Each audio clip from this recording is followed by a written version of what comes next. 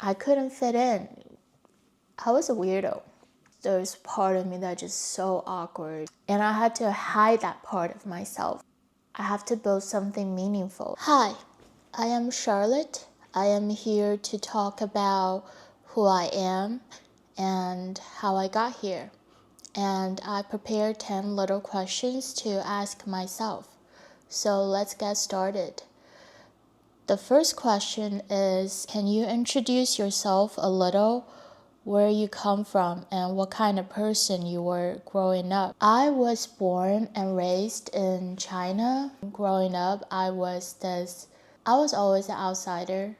No matter where I went, at school or just in a group of people, it's not like I didn't have any friends. I have actually quite a few really good friends. But in front of other people, I think I was just quiet. I remember when I was a kid, people would tell me that, hey, I saw you on the street and you were just walking and smiling like an idiot. That's something I never noticed about myself. When I was 16, I just remember that one of my best friends, she moved to United States. That's the first time I ever had the thought that, oh, I also want to move to United States. One is because I missed her, and two is because I think in my subconsciousness or whatever, I just knew that I had to go out. I have to get out of where I was born and develop myself. When I was 16, I didn't know anything. I just had this like intuition in my mind that I want to go to the United States. And I told my parents, I want to go to the United States and study. And my parents were like, no, you're not going. They were afraid that if I went out so early, so young, I might lose myself. According to my mom, that I would get lost and I probably would learn some bad behaviors from other people. I think also because my parents couldn't afford me to go out at that time. So I just kept studying and I went to college in China and I was studying environmental science, not because I wanted to. So my score can only allow me to go to one of the pretty good schools, but only that major. But I wasn't happy because I don't think that's what I was actually interested in. I skipped classes. Many times I failed the exam. It was just not a very happy school experience for me during undergrad. I found this organization called ISAC. It was like a group of students united together internationally from different colleges in different countries, and they found exchange programs for other students from other countries to come in to their countries and do some volunteer work or work for certain companies for free and in exchange for food, accommodation. So I went to Poland when I was 19. I probably stayed there for 2 to 3 months, and that changed my life. And that was the first time I actually saw the other side of the world. I was teaching kids Asian culture. My native language is Mandarin, and I also studied a little bit of Japanese when I was a teenager at school because my middle school at the time offered the third language studying classes, which I was very grateful for. Volunteering experiences, it was great. I might talk about that in another video. When I was in Poland during weekends, I didn't have to do any volunteering work. I would take the time to travel. I would take the train to other cities or other countries around Poland. I was just a wanderer, and I also knew a lot of great people, and I realized that there are many different point of views in this world and many different perspectives. So that actually opened up my world. Right after I finished school, I applied for random companies. That's what everybody was doing. So I think, okay, that's what I would do too. So I applied for different companies. I think I just sent out like 2 or 3 resumes. One of the companies was one of the largest education company. They asked me for an interview and I went there. So I was helping Chinese students to apply for universities in America. I was like, oh my God, I'm helping other people to do the things that I actually want to do since I was 16. But I was 25 already. I didn't know if I still had a chance because I already graduated from undergrad and I didn't like my major. If I am going to continue to study what I'm going to study about. If I didn't have that background of that major that I want to study about, are they going to accept me? But just there's something in my intuition just keep telling me that I have to try. When I was working at the corporate setting, the office setting, I was not happy. I was always just felt like I was so trapped in a 9-to-5 job. So after a year, I took all my commission from that job. I went to Europe again, just travel mindlessly. When I was traveling in Europe for that month, also I wasn't happy either. I thought I was gonna be happy traveling, but I wasn't. Then I realized that I needed to have something to pursue and I need to have something that really excites me and make me feel like I'm motivated. I went back to China after the trip in Europe, and at the time I was just working at a random job because I didn't want to go to an office job. I was working at a French bar as a bartender, and also I was helping another like small startup education company to do some event planning. During that event planning, I had to go out and contact people in business to let them help us organize the events or let them join our events. And during that process, I knew a lot of foreigners in China. A lot of them were just like passengers in my life. But then there was this one person, he was a software engineer. He told me that you should do what you want and never let other people tell you what to do. You always have a choice. You always have a choice. He also gave me a lot of tips and advice as in like what schools to apply for, and he told me even if I did not have the background of what I wanted to study, I can still try and see if they will accept me. And at the time, I wanted to study user interface design, UI design. I applied for 8 to 10 schools. Many months passed by. I did not hear anything, or I probably got like a few rejection letters. Then there was one day I got a letter that said that they accepted me. For that, I'm forever grateful. It turned out to be a fantastic experience for me. It was the Northeastern University in Boston. They have the professional studies programs for people from different backgrounds that want to continue to study different things, and they offer me that opportunity. So yeah, that's how it all started. And the second question is, what made I decided to leave home and come to the US? Was there a dream or a feeling I was chasing? And what I said just answered that question. It was a dream and a feeling that I feel like I had to go. I had to get out. I had to be here. I am a Sagittarius. I'm always after freedom. My dog is snoring.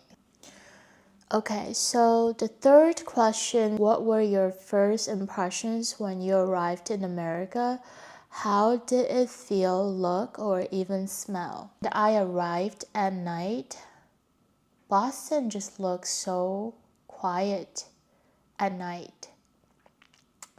But then it was also very scary because when I arrived at my apartment, it was an apartment that I never saw in real life. I saw it online because at the time I was still not in America, but I have to find some place to live. So I saw the picture and then I just rented that apartment, and I had a roommate as well. When I arrived at that apartment, it was scary because I did not know that that building was like 100 years old and everything just looked very old. It wasn't something that I experienced back from where I came from. And that night I opened the apartment room, and then there was only a bed because I only ordered like a mattress and a bed frame. There's only my bed in there. And then I was like, this is it. It was scary, but also at the same time, I feel like I was opening a new chapter of my life. Like it was empty, like a piece of white paper waiting for me to draw something new on it. And so it was exciting, scary. And also I feel like the first time I feel like I am not with my family. And I felt a sense of independence and freedom, of course. So that started my chapter in America. The next question, let's see. The next question, how did you end up in New York and what did life look like for you there? Besides studying, I was also exploring the culture, exploring everything. And Boston is just very magical. People are very united. I remember that night when Boston won that Super Bowl and the whole city was on fire. It was just amazing to see how people are so proud of their city, and I almost felt like I was reborn in America, in Boston. I feel like that's like Boston is my hometown. I was not technically born in the States, but I was reborn again, a second time reborn. And Boston was my second life birthplace. So again, I was about to graduate. There was just a voice in my heart that said, you need to go to New York. I did not know what New York has to offer. I just knew like, okay, it's a city that's busier. I visited New York before and I just felt like, oh, I might meet more new people there. So it was just like I just make the decision based on my intuition. My friend, she was also in New York and she was working in real estate. She helped me find an apartment in New York with roommates. So yeah, and it was crazy because I had to go to New York from Boston back and forth like probably 6 to 8 times just to move my stuffs because I was trying to save money and I did not know any like cheap delivery company. So I literally just carried my stuffs in 2 large suitcases and took the bus and went to New York, come back, and then go to New York, and then went to New York again. And then I finished my graduate school and I was officially in New York. And that reminded me a song by Taylor Swift, Welcome to New York. Yeah, I was in New York. New York was a fun and chaotic time. I would say whatever that happened in New York built me who I am today partly, and it wasn't like entirely positive experience, but it was definitely an awakening experience in New York. The next question is, what was the most difficult thing you experienced during your time in New York? Because I was a foreign student at the time, and I had to immediately find a job or I had to leave America. And I remember I tried so hard to send my resume. I had a lot of interviews and there was no luck. I needed like a visa sponsorship, and a lot of companies they didn't want to do that, which I understand. In the end, I just found this little design agency and that offered me internship. So I started working there. And it was actually in the city center of New York, right next to K-Town. Little did I know that the reason that they hired me was because they knew that international students had the struggle of finding a job. So at first they would say they offer you like a $500 a month for salary, and then they would start to kind of manipulate you and tell you that, hey, I don't think you work hard enough, I don't think you work good enough. And then they eventually would negotiate your salary to zero, and they just hope that you will work for them for free. And I knew that there were still a lot of people out there that would take advantage of young people. But I was very determined. I told the company that I think I was working hard and I think I deserve to be paid.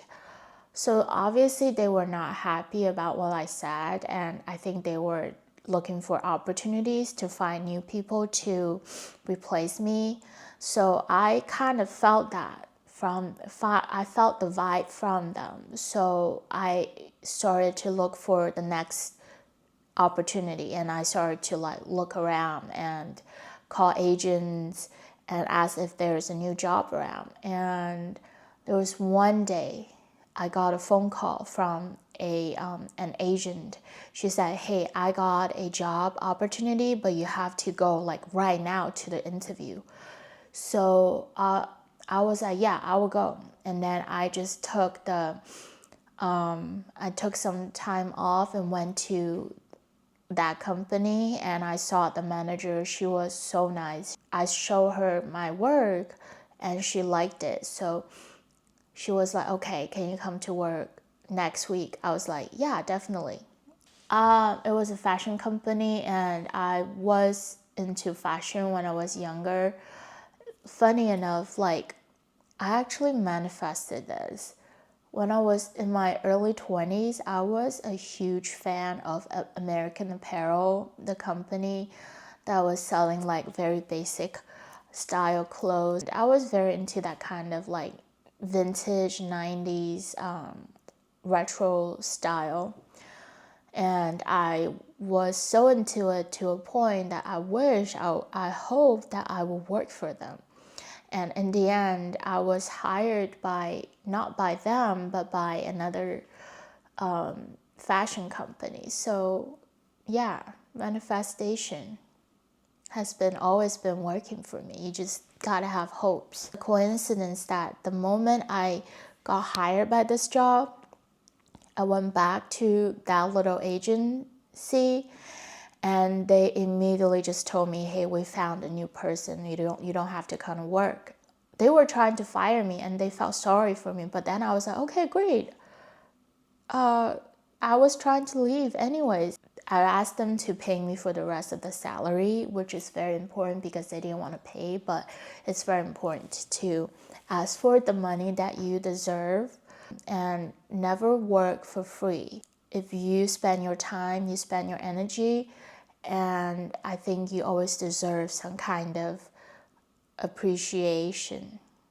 Another time that I could think of as a very difficult time was there was one night I went back home really late. I got out of my apartment. So the area around where I was living did not have a lot of traffic lights. I was a little bit upset emotionally that day as well. My energy was low. That day I was just walking on the street and suddenly a car just like drive really fast and it hit me and I just passed out.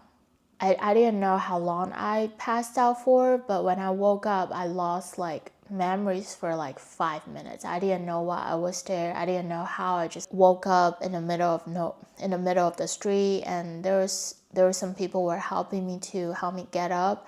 And I think there was someone who called the ambulance for me. I got up on the ambulance and I felt so confused. I started to ask myself, like, who am I? Where am I? What am I doing? And funny enough, those questions are actually the three big questions that I was seeking for those years spiritually.